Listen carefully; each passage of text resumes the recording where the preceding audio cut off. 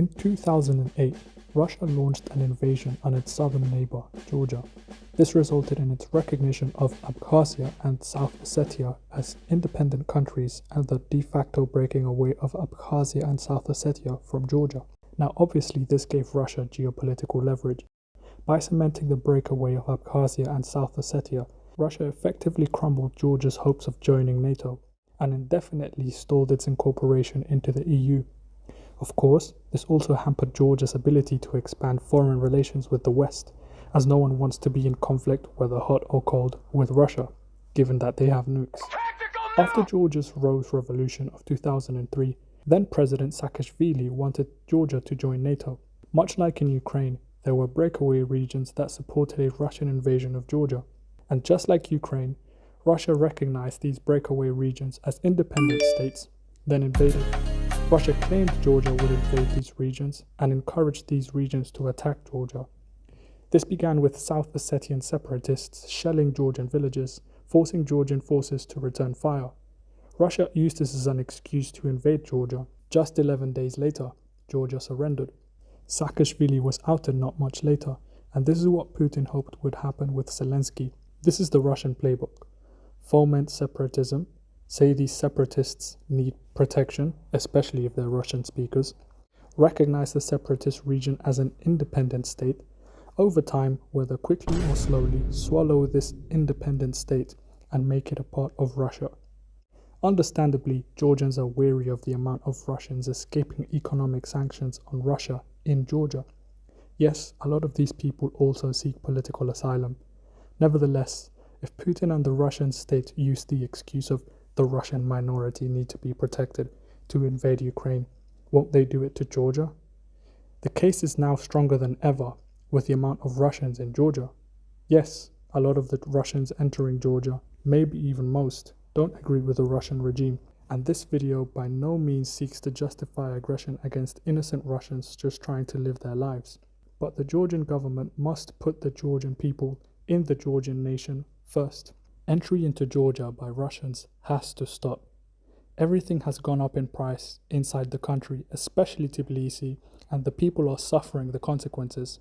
What does it matter if 600 million entered Georgia because of Russian tourism emigration, when the vast majority of Georgians won't benefit from this money? At the very least, Russians inside Georgia wanting to be residents should be made to attend Georgian language lessons and tested, as Latvia has done, and swear allegiance or non-aggression to Georgia. Anything less, they do not deserve to enjoy the freedoms the Georgian nation provides. Georgia is a country that used to be a Soviet republic, whose people now want to move closer to the European family.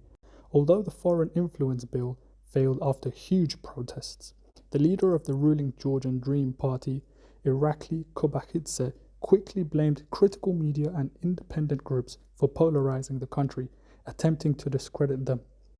This is rich, coming from the same leader of the party who imprisoned Nika Gvaramia on baseless charges, now freed, who's controlled by a billionaire who made his fortune in the scramble of post-Soviet Russia, and who has stood as Russia encroaches silently on Georgian land.